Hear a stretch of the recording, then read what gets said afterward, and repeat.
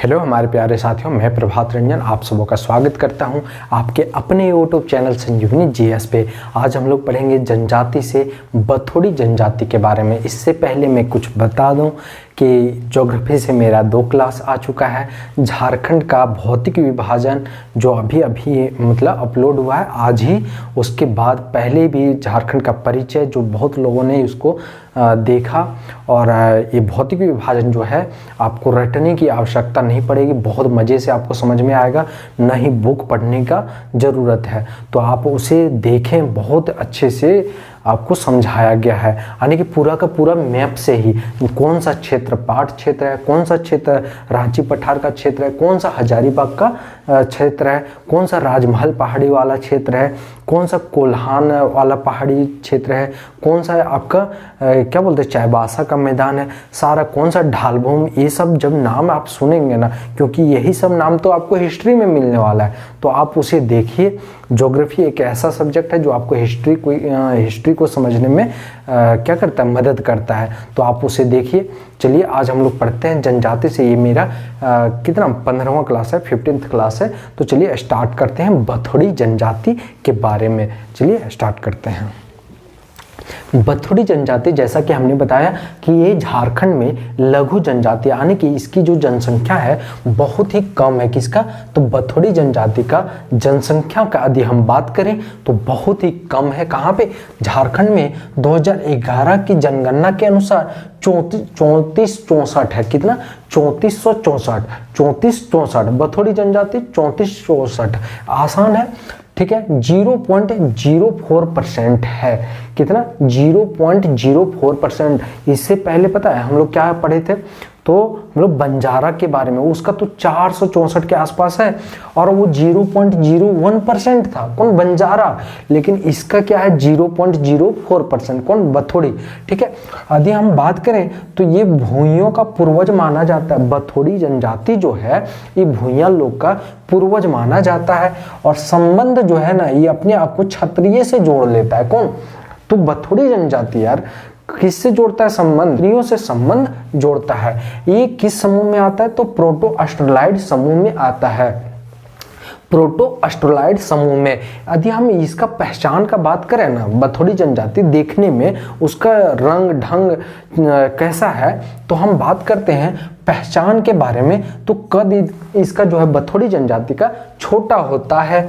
त्वचा का रंग यदि बात करें तो सांवला और काला होता है। आप क्या कीजिएगा ना, ये स्क्रीनशॉट ले सकते हैं, ठीक है। स्क्रीनशॉट इसको बाद में ले लीजिएगा और ऐसे ही सेम पीडीएफ जब दिया जाएगा ना, टेलीग्राम ग्रुप से आप जुड़िए, वहाँ पे जो पीडीएफ आपको दिया जा रहा है बस सेम ऐसे ही रहेगा। और ये जानते हैं कोई एक बुक में इतना सारा डिटेल आपको नहीं मिलेगा। कितना वर्ड है? ज़्यादा हमको लगता है कि आपको 30 से 35 वर्ड ही याद रखना है, ठीक है, लेकिन बहुत ही डिटेल में है। समझ रहे हैं ना? इतना एक बुक में आपको देखने को नहीं मिलेगा। ये आप यदि पूरा कर लेते हैं तो जेपीएससी का एग्जाम तक आप कोई ज़रूरत नहीं कि अलग से आप पढ़ें, ठीक है। तो कद इसका कैसा होता है? छोटा होता है। त्वचा का रंग जो है सांवला या काला होता है। बाल इसका सीधा होता है। किसका? बथोड़ी जनजाति का। उपाधि जो है ना बथोड़ी जनजाति, वो सरदार और मुंडा का उपाधि धारण करता है।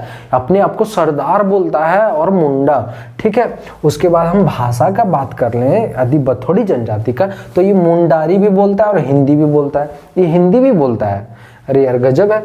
मुंडारी भी बोलता है, मुंडारी तो ठीक है, हिंदी भी बोलता है। कौन? बथोड़ी जनजाति। यदि हम निवास स्थान का बात करें, किसका? बथोड़ी जनजाति का निवास, यानी कि ये कहाँ पे झारखंड में किस एरिया में ये क्या करता है? निवास करता है, रहता है। तो ये सिंहभूम में जान रहे हैं ना, जैसे कि जगह है।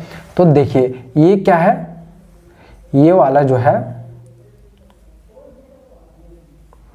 ये वाला जो क्षेत्र है, मतलब ये वाला जो क्षेत्र है ना, ये सिंहभूम हो गया, ठीक है। यानी पूर्वी सिंहभूम, पश्चिमी सिंहभूम को एक कुछ क्षेत्र आता है आपका ये सरायकेला खरसावां। तो यहाँ पे क्या है ना कि ये अधिक मात्रा में ये निवास स्थान इसका यही है मुख्य तौर पे। ढालभूम पहाड़ी, स्वर्ण रेखा घाटी। आप स्वर्ण रेखा घाटी आ गया तो आप सिंहभूम बोलिए, या तो स्वर्ण रेखा घाटी बोलिए, यानी सब तो यही है। स्वर्ण रेखा घाटी कहाँ है? यही है। तो ये हो गया, ढालभूम हो गया। उसके बाद बथोड़ी जनजाति का और हम बात करें तो ये मजदूरी का काम करता है, इसके पास कोई अपना भूमि नहीं होता है, ठीक है, ये इस भूमिहीन होता है। कैसा होता है? भूमिहीन। आय का स्रोत जो होता है इसका मजदूरी करना होता है। ये क्या करता है? दूसरे के यहाँ मजदूरी करता है और उसी से जो भी पैसा मिलता है, जो भी धन थोड़ा बहुत मिलता है, उसी से अपना जीवन यापन करता है। कौन? बथोड़ी जनजाति का हम बात कर रहे हैं। ये भूमिहीन होता है, आय का स्रोत इसका मजदूरी करना होता है, यानी मजदूरी से जो मिलता है उसी से चलाता है, ठीक है, अपना जीवन यापन। गोत्र का बात करें, इसमें गोत्र पाया जाता है किसमें? बथोड़ी जनजाति में, जो टोटम पर आधारित होता है। टोटम पर आधारित किसका होता है? ओरांव जनजाति का भी होता है, जिसका जो है इसका गोत्र हम देखें तो सुल्का, कोक, नाग, पानीपत, हुटुक, ये सब क्या है? इसका गोत्र है। गोत्र इसका नहीं पूछेगा एग्जाम में, ये तो क्लियर है, लेकिन एक दो बार पढ़ लेने में क्या जाता है, एक दो बार सुल्का, कोक, नाग, पानीपत, हुटुक, ये सब इसका क्या है? गोत्र है, ठीक है। इसमें अब हम लोग चलते हैं विवाह पे। अब हम लोग बात करते हैं विवाह का। तो विवाह में क्या होता है कि बहिर्गोत्रीय विवाह होता है। बहिर्गोत्रीय मतलब अपने गोत्र को छोड़ करके दूसरे गोत्र में ये सब क्या करता है? शादी विवाह करता है। ऐसे तो हर जनजाति में ही होता है, एक दो छोड़ करके। तो बहिर्गोत्रीय विवाह होता है और एक ही पत्नी रखेगा। कितना? एक ही पत्नी होने का इसका ये है, ठीक है, यानी कि एक ही शादी कर सकता है। बहिर्गोत्रीय विवाह और एक पत्नी रख सकता है, दो विवाह नहीं कर सकता है। सगोत्रीय विवाह यदि अपने गोत्र में कर लिया तो वो बहुत बड़ा अपराध कर रहा है, उसको समाज से बहिष्कार भी किया जा सकता है। किसको? बथोड़ी जनजाति में हम बात कर रहे हैं। यदि सेम गोत्र में कर लिया तो उसको क्या किया जाएगा? समाज से बहिष्कार कर दिया जाएगा, गंभीर अपराध के रूप में माना जाएगा। सगोत्रीय यानी कि सेम गोत्र में। यदि हम बात करें विवाह प्रस्ताव का, क्या विवाह प्रस्ताव किसके तरफ से जाता है? तो सभी जनजाति में तो वही होता था, वर पक्ष से कन्या पक्ष, ठीक ना। तो वर पक्ष से आता है किसके? कन्या पक्ष के घर पे, ठीक है, वर पक्ष से कन्या पक्ष की ओर आता है। हम जानते हैं विवाह में एक अगुआ होता है। क्या होता है? ये अगुआ जो विवाह करवाने का ठेका लेता है, ठीक है, यानी कि विवाह जो होता है ना उसी के द्वारा होता है। अगुआ वो इधर से और उधर से दोनों से उसका जान पहचान होता है, ठीक है, वर और वधू तरफ से। तो अगुआ को क्या बोलते हैं इसमें? तो घटकार बोलते हैं। क्या बोलते हैं? घटकार बोलते हैं, या तो दुक्का बोलते हैं। घटकार या तो दुक्का, याद रखिएगा।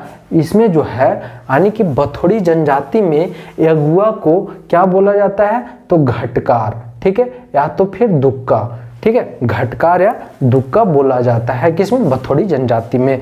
हम बात करते हैं इधर जो है बथोड़ी में नृत्य और संगीत भी होता है। नृत्य और संगीत का ये क्या होता है? शौकीन होता है। कौन? बथोड़ी जनजाति जो है ना, ये नृत्य का और संगीत का शौकीन होता है। 4 प्रकार का इसका प्रमुख वाद्य यंत्र, यानी कि ये अपना वाद्य यंत्र, जैसे इससे पहले हम बंजारा का पढ़े, बंजारा में क्या तो वाद्य यंत्र था ना, तो वैसे ही इसके पास भी 4 प्रकार का वाद्य यंत्र होता है। कौन? कहूंग हो गया, झाल हो गया, वंशी हो गया और मांदर हो गया। मांदर और वंशी ये तो आप सुने ही होंगे, झाल भी तो आप सुने होंगे। कहूंग जो है हम नहीं जानते किसको बोलता है, लेकिन बस याद रखिएगा इसका 4 प्रकार का क्या होता है? वाद्य यंत्र होता है। हम लोग तो जानते हैं झाल, वंशी, मांदर, ठीक है, कहूंग एक होता है, ठीक है। उसके बाद हम बात करें बथोड़ी जनजाति में एक होता है सर्वश्रेष्ठ देवता, यानी कि सब जनजातियों की तरह इसका भी होता है सर्वश्रेष्ठ देवता, जो होते हैं ग्राम देवता। बथोड़ी जनजाति में सर्वश्रेष्ठ देवता कौन हो गए? ग्राम देवता हो गए। पुजारी को देहरी बोलते हैं। पुजारी को क्या? देहरी बोलते हैं। इसका पद जो होता है ना देहरी का, ये वंशानुगत होता है और ये पंचायत का प्रधान होता है। कौन? पंचायत का प्रधान। पहली बार हम सुन रहे हैं कि ये जो पुजारी पंचायत का प्रधान होता है। किसमें? तो बथोड़ी जनजाति में। हम प्रमुख पर्व का बात करें तो रस पूर्णिमा, देहरी पूजा, सरहुल और मकर संक्रांति। सरहुल, मकर संक्रांति, ये तो हर जनजाति में हम सुनते थे कि ये सब पर्व मनाता है। रस पूर्णिमा हम इसमें देख रहे हैं, किसमें, बथोड़ी में, और देहरी पूजा, ठीक है, 2 पूजा इसमें अलग है। तो प्रमुख पूजा हो गया रस पूर्णिमा, देहरी पूजा, सरहुल, मकर संक्रांति। यदि हम आर्थिक जीवन का बात करेंगे तो आर्थिक जीवन क्या बताए, यहाँ पे तो एक मजदूरी करता है, ठीक है। आर्थिक जीवन किस पे आधारित होता है, तो ये शिकार करता है, एक कृषि करता है लेकिन मजदूरी टाइप से, और मछली मारने का काम करता है। यानी शिकार हो गया, कृषि और मछली मारने का काम करता है, ये मजदूरी के रूप में करता है, ठीक है, यानी कृषि, ठीक है। डायन, तो गांव से बहिष्कार कर दिया जाता है, यानी कि गांव में यदि कोई डायन है तो उसको समाज से बहिष्कार कर दिया जाता है, तो उसको मार दिया जाता है, ठीक है। अच्छा, ये जो आर्थिक जीवन जो है ना, शिकार हो गया, कृषि हो गया, और मछली मारने के साथ साथ ये क्या करता है, तो चटाई का काम करता है और टोकरियां बनाने का काम करता है, प्लस इसमें नहीं लिखा हुआ है, एक रस्सी निर्माण का भी कार्य करता है, ठीक है। आप लोग लिख सकते हैं, रस्सी निर्माण का कार्य करता है। यदि आप नहीं लिखते हैं तो आपको पीडीएफ में लिखा हुआ मिलेगा, ठीक है। मृत्यु होने पे, अब इसका यदि मृत्यु हो जाए, बथोड़ी जनजाति में किसी का मृत्यु होता है तो क्या करता है, शव को शसान या मोरा कुल के में क्या किया जाता है, जलाया जाता है। इसको जहां जलाया जाता है ना, उसको बोलते हैं शसान, या तो बोला जाता है मोरा कुल। यानी कि बथोड़ी जनजाति में यदि किसी की मृत्यु हो गई तो उसको जहां पे जलाया जाता है उस स्थान को बोलते हैं शसान, या तो फिर मोराकुल। बच्चों का यदि मृत्यु हो गया तो उसको दफनाया जाता है।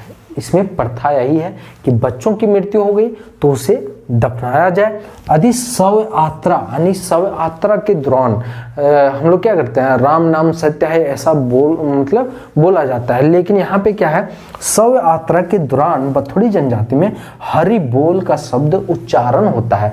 क्या बोलता है, हरि बोल, यानी कि एक ही है, राम नाम सत्य है, हरि बोल, दोनों तो एक ही है, सबका यही गत है ना।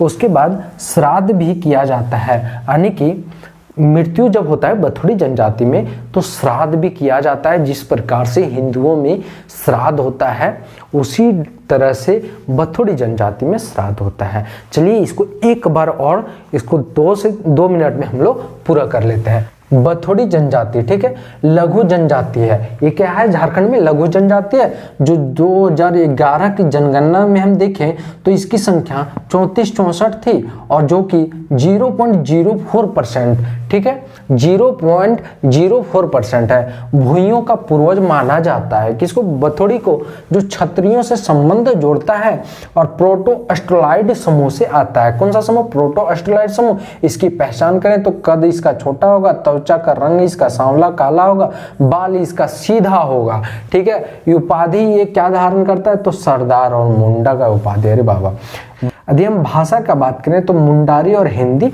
बोलता है, ठीक है। निवास स्थान का बात करें तो सिंहभूम, ढालभूम, स्वर्णरेखा घाटी, यानी कि ये वाला क्षेत्र हो गया। यदि हम बथोड़ी जनजाति में हम बात करें तो ये भूमिहीन होता है, आय का स्रोत जो है मजदूरी है, ठीक है। गोत्र जो है टोटम पर आधारित है, सुलका, कोक, नाग, पानीपत, हुटुक आदि इसका गोत्र है जो टोटम पर आधारित है। अगुआ का बात मतलब विवाह का बात करें, क्या विवाह का, तो बहिर गोत्रीय होता है, यानी कि दूसरे गोत्र में विवाह होगा और एक पत्नी रखेगा, एक ही शादी करेगा। सग गोत्रीय यानी सेम गोत्र में विवाह करना गंभीर अपराध माना जाएगा। विवाह जो है, विवाह का प्रस्ताव वर पक्ष से ही आता है, दूसरे जनजातियों की तरह। यह अगुआ को बोला जाता है, यानी कि विवाह में जो अगुआ का काम करता है, जो दोनों साइड से होता है, उसको घटकदार बोलते हैं। क्या बोलते हैं, घटकदार। याद रखिएगा, घटकदार और दुक्का, घटकदार या दुक्का बोलते हैं, घटकदार या दुक्का बोलते हैं। बथोड़ी जनजाति जो है संगीत और नृत्य का शौकीन होता है। क्या चीज का, संगीत और नृत्य का शौकीन होता है। 4 प्रकार का इसका वाद्य यंत्र होता है, कहूंग, झाल, बंसी, मांदर। सर्वश्रेष्ठ देवता ग्राम देवता, पुजारी को देहरी बोलते हैं। पद जो है देहरी का वंशानुगत होता है। पंचायत का प्रधान होता है देहरी, ठीक है। प्रमुख पर्व का बात करें तो रस पूर्णिमा, देहरी पूजा, सरहुल, मकर संक्रांति। आर्थिक जीवन का बात करें तो शिकार, कृषि और मछली मारने का साथ साथ चटाई, टोकरियां और रस्सी निर्माण का कार्य। डायन यदि कोई गांव में है तो गांव से बहिष्कृत किया जाएगा, तो मार दिया जाएगा। मृत्यु होने पे शव को ससना या मोरा कुल में जलाया जाता है। कहाँ? ससान या मोरा कुल में बच्चों के शव को दफनाया जाता है। शव का यात्रा के समय हरि बोल का शब्द का उच्चारण होता है। श्राद्ध भी किया जाता है। ठीक है, तो इस तरह से हमारा बथुड़ी जनजाति कंप्लीट हुआ। आप इसका एक स्क्रीनशॉट ले सकते हैं। ठीक है, आपको यदि बथुड़ी जनजाति आपको समझ में आ गया हो और क्लास यदि आपको अच्छा लगा हो तो आप प्लीज़ सबसे पहले आप लाइक कीजिए, कमेंट करके आप बताइए कि आपको कैसा लगा। और यदि आप नए हैं तो अभी ही सब्सक्राइब कीजिए, अपने दोस्तों को शेयर कीजिए। ठीक है, मिलते हैं नेक्स्ट क्लास में। आपका शेयर करना, आपका कमेंट करना, आपका लाइक करना मुझे मोटिवेट करता है और हम और ज़्यादा इस पे काम करने का कोशिश करते हैं। चलिए मिलते हैं नेक्स्ट क्लास में। बहुत बहुत धन्यवाद।